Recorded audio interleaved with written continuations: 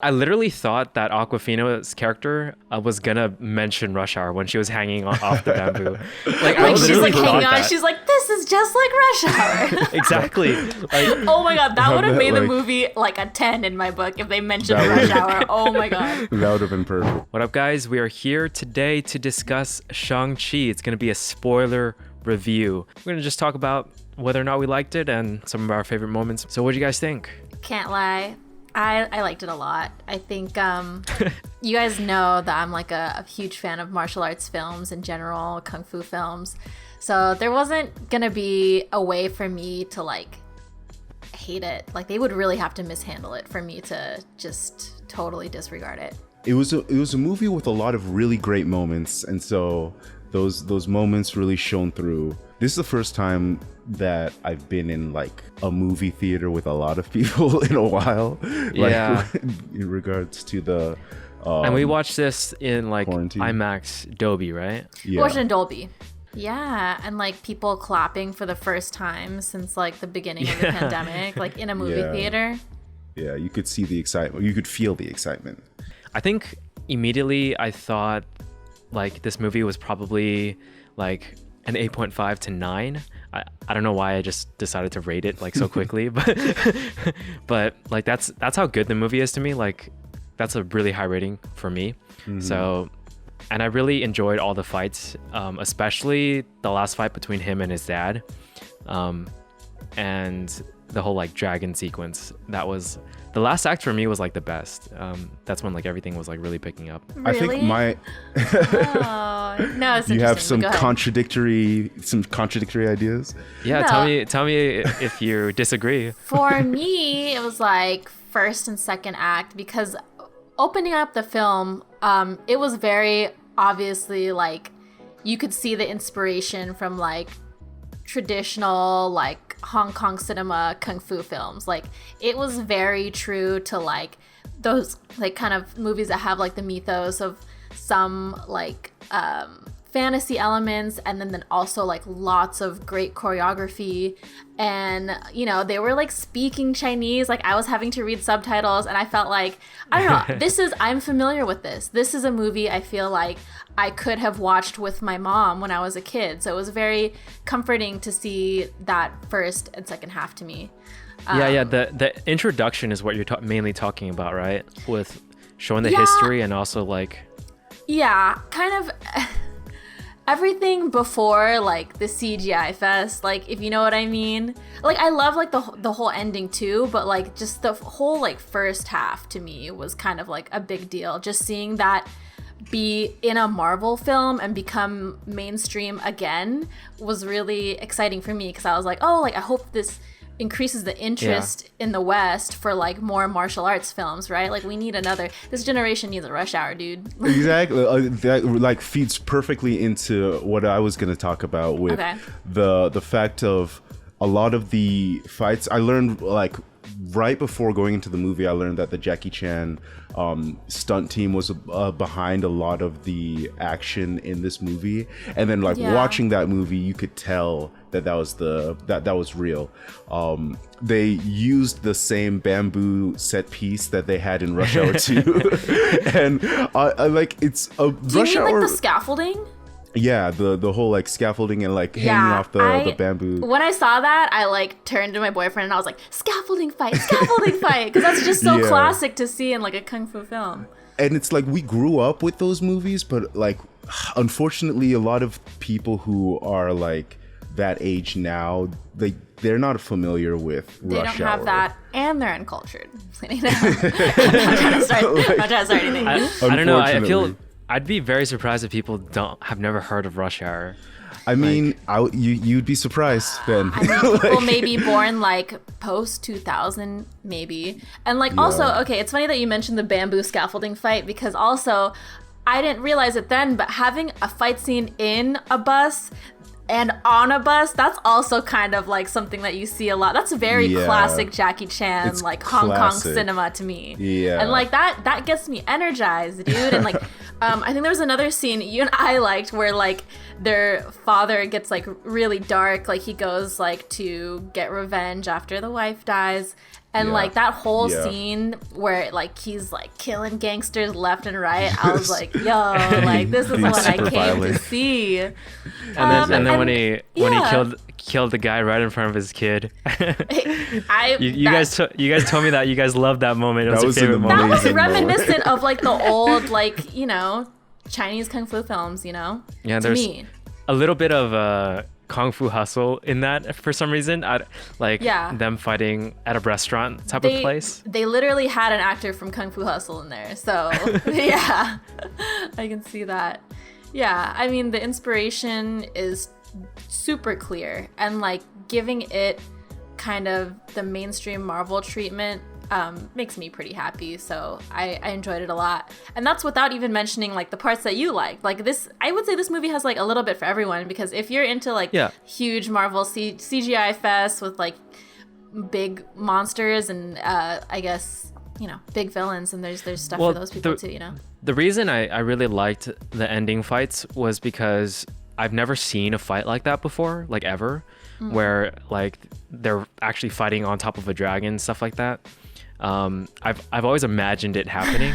Have you? So then it's like they're bringing a dream alive. Not to bring up a terrible movie, but have you watched Aragon from like 15 years ago with Jesse Plemons? It's a bad movie, but they have that at the end. Jesse Plemons is in it. Yeah, I mean, it's different. It's different if they're just riding the dragon, right? No, he's fighting on the dragon. Yeah, but it's. I mean, it has that. So. but I have never seen it before, and it was done well in my opinion. And I'm not saying I didn't like the other fights. I very much enjoyed the other fights as well, like every scene you talked about, the bus one and then the Rush Hour one. I literally thought that Awkwafina's character was gonna mention Rush Hour when she was hanging off the bamboo. Like she's like hanging on, she's like, this is just like Rush Hour. Exactly. Like, oh my god, that would have made the movie like a 10 in my book if they mentioned Rush Hour. Oh my god. That would have been perfect. Yeah, have it be like Spider-Man referencing Star Wars in the middle of a fight. That would been, It would have been in line with what Marvel has done before, so, you know. Yeah. And then there's a lot of story points that resolved towards the end as well, like seeing his mom die, and the big reveal basically that he actually ended up killing the person, and there's just more development for the character towards the end for story wise. And I think in the beginning a lot of things happened that were kind of like they didn't really need to happen for the story. Like for instance, all the bad guys were just trying to get him for the pendant, but they didn't need to try to kill him. Dad could have just... That's true. Yeah, the dad could have just been like, yo, give me the pendant. Yeah, and we talked about this a little bit after the movie, but there were a lot of moments that seemed weird. Did they need to send him a postcard with his sister's address on it? If they knew where his sister was, like obviously they didn't like need him to track her down because they knew exactly where she was. They all knew where they both were. Yeah, so what was the point of like luring him? There. If we're missing something in the comments, please correct us. But we were confused. Like I was, that was confusing. I mean, he probably just wanted them together and then just like grab them together. Let's go. He's just corralling them. We can say that. I mean, there's lots of stuff like that. You're right too, where you kind of have to like dig to get the logic for it. Like lots of plot conveniences and like story wise, I didn't like all of like the side character like arcs and stuff like that. I didn't need Trevor and Morris to be there the entire time. Yeah, I was gonna say that was a big one for me. It was like at first, like that character it was funny to see him there, but he overstayed his welcome for me. Like literally, he was there the whole like last like act of the movie, and I was like, he didn't really do much. He didn't do much, so I was like, okay with it. He took away from things for me. He took me out of it, to be honest. And like, because I love this movie, I have to like kind of give these critiques because I'm really hopeful to like see like an even better like Shang-Chi too. But yeah, that was the main thing for me as far as like negatives. I'm not saying that this is the reason why, but it's weird that they had to have like an obligatory white character in this movie. Wait, Razor Fist? No, oh yeah, that's true. That's true. There was more than one white character. Okay, never mind. Although Razor Fist was more useful in as far as like he was more enjoyable in the movie than Trevor was, in my opinion. Trevor is a returning character too, though. So who is more who's more belonging valuable there? Yeah. I mean, I don't know. I enjoyed like his little jokes and whatnot. It's Marvel, you know. They're gonna pull stuff like this occasionally, and they didn't do it like poorly. It was okay. Like, in my opinion. To me, it's like everyone in the world is like a Marvel fan at this point. But the stuff that I feel like if you were to bring someone, no, but you know what I mean. Like if I were to bring someone who like doesn't really know about like Marvel stuff, like my mom, for example, I know she'd probably be super confused and hate that part. Like That's true. And it's like those things stand out to me because I like when the cinema is like an event and I can bring everyone to like watch movies. I'll watch movies like 2-3 times sometimes if I think like lots of people are gonna like it. But like when they kind of rely on like the Marvel fan base for some parts of things like that, I don't really like that. Yeah, you know? and it's unfortunate because it's a big plot point of them getting to the place earlier, you know? Yeah, and it would be great to like bring in new Marvel fans too for this next phase, you know? And I just feel like that character being in there wouldn't be something for if I was like a brand new person to be like, oh, I'm really curious about that guy. I'm gonna go back and watch the movie he was in. I would be like, okay. I mean, now I'm curious to what happened to him. I mean, he pretended to be dead and he's okay. You so really is care? he just gonna stay there? I mean, it's not that I care. It's just they left it unresolved, and that's the issue. No, that's you know? another thing. Like, they gave him such a big like part of the plot and took him along. They need to conclude it somehow. Like at least just show him staying there, you know. Sure. That's just me though. Like I'm sure everyone else just forgot about him. I'm sure Trevor is gonna be a point of contention for everybody, like not just us, and for different reasons. So it's a good thing we're bringing him up. Yeah. One of the other issues that I brought up was it seemed that towards the third act of the movie, or second, like maybe the end of the second act, beginning of the third act of the movie, when they reach Talo, that everything just kind of became... Okay, actually, let me back up. Even before reaching Talo, I think them bumping into Trevor and Morris up to their time in Talo right before the fight was really a lot of convenient plot devices being used. Like, they just so happened to find this one creature that is able to like lead them directly to the place that they need to go. And then also somebody brought up, I think one of our friends that we watched it with brought up the fact that like, how did they get to that on top of that cliff? How did they bring the car on top of that cliff? That was right in front of the path. I mean, right as it was I'm sure there was a way, you know, like to sideline the maze. Yeah, maybe. I'm sure it's just that, like, you know, and then them being in Talo for only one day before the attack happens. Yeah, that was a big issue. That was a big issue as far as like how do you have them? So Shang-Chi is supposed to be learning his mother's fighting style.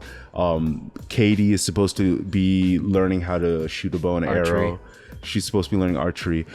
Why not just give them some time to like learn this? And so it makes it a little bit more believable, and you can have some time to breathe, and the emotional weight of all the deaths that happens in the battle, it raises those stakes. Yeah. It's like if they were like, we have 6 months until our father comes to open up and destroy this town, then that gives us 6 months of time to train and to, you know, get to honestly, know these people. even 1 month would still be way better than what they did.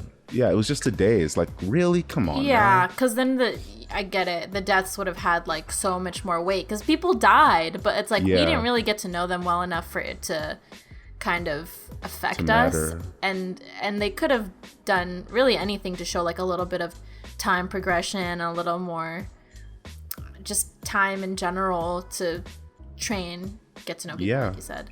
But yeah, simple. I mean, it's funny that you mentioned that, because like to me the whole third act seems like a totally different movie from the first and second act. And I don't know what happened, but I guess I don't know. It was just, I was so hyped up for the first and second act that like when the third act came, just some of those things added up where like a little bit of the hype was taken away, but I still enjoyed myself immensely. But I did feel like I was watching a different movie. That's fair enough. That's fair enough. Yeah, I didn't necessarily mind the huge CGI fight. I probably preferred all the other hand-to-hand fights a lot more than I did the CGI fight, but it was cool. I think that the final battle between his dad and Shang-Chi that Scott mentioned earlier in the video was really interesting because it illustrated the differences between their fighting styles and how they utilize the rings. And I thought that the way that they had Shang-Chi using the rings as opposed to his father was really interesting. And there were like moments in that fight where I was like, oh wow, that was great. Like I was like audibly impressed in the movie as I was watching it. Yeah, So, I heard you. yeah. You're like, oh. Yeah, in that fight specifically. Some like chains of kicks are happening. It's pretty awesome. It was great. I think those two carried the movie. Like Yeah, it father was and like son, they were amazing. Like I've never seen such good acting in a Marvel film, to be honest. And Simu Liu's kind of like a newcomer, but his dad I know is like a veteran in the film industry, and they, I think they definitely like lifted each other up and inspired each other and kind of gave great performances. His dad was definitely like a great actor, like very believable, very like, damn, it sucks that you're getting fooled, you know? Yeah. And it's weird because Trevor is Ben Kingsley, who's an Oscar-winning actor, but the way that Marvel just has his characters so, like we don't need him here. It's funny. Yeah, I mean, back to the fight part, like, I enjoyed every time he used the 10 rings. Because I don't know, the sound design for it was like really great. If like you can really feel the impact every time he like punch someone or like hit someone with it hurt. And so it's just like super enjoyable whenever he used it. Like even as a whip or anything else, it was just fun to watch. Yeah, that's Agreed. I guess Agreed. if I were to ask for something in Shang-Chi 2 is just more of Simu using the rings, and more showing what they can do, because I guess in the comics they're pretty OP. Like they can do all kinds of stuff, and I don't know, I feel like we didn't get to see everything of what they can do yet, which is good. I mean, it's just a taste, but you know, now I am excited to see more from the rings. Yeah, it's kind of a shame that his dad just died. I mean, like, it was a sad death too. I was feeling it some type of way. We all have complicated relationships with our parents, right? You know, yeah, it was interesting because in that moment I felt like, oh, this is an easy out. Like, just killed this guy, as opposed to like having to reconcile between father and son. I think that would have been more emotionally pleasing to see. But also the having him die makes a lot of sense. It does make a lot of sense. So I'm not mad at it that they went that direction. Just imagine like half of the 10 rings on Shang-Chi and then half of the 10 rings on his dad, and they both fight the monster together. Oh my god! Oh my great. gosh! That would've been great. Oh, Scott, that is cool. Oh my gosh! Oh man, I can't stop thinking about it now. Yeah, and we also mentioned, like, or we didn't mention it yet, but we mentioned it before off camera, how it would have been really cool if they spent more time illustrating his father's descent into madness. Like he's hearing voices that aren't there. Like there's a sense of losing your grip on reality that they touched on, but they didn't really go into it as much as they could have, and I think it would have been a great opportunity. And I feel like once they started introducing a lot of plot ideas, like the whole monster thing, like their reason for being there and their purpose and what they're trying to do, they did it so late, you know, and they did it so quickly that you almost don't care about the monsters at all. They're just sort of there for people to fight. And that's unfortunate. That's definitely a weakness of the movie. Agree. The monsters as the villains and their whole story was like a little bit generic to me. I mean, I know that's like a common theme with Marvel films, but even more so because it was like not even like a person with motivation, you know. Yeah, besides outside of the dad. Yeah, the dad is technically the main antagonist, I'd say. Yeah. I'd say the monsters were just like a third force pushing the plot forward. Yeah, they did seem just like an accessory to me, which kind of lowered the stakes somewhat. But also, like, I wish they had scenes of younger Shang killing his mother's killer, you know?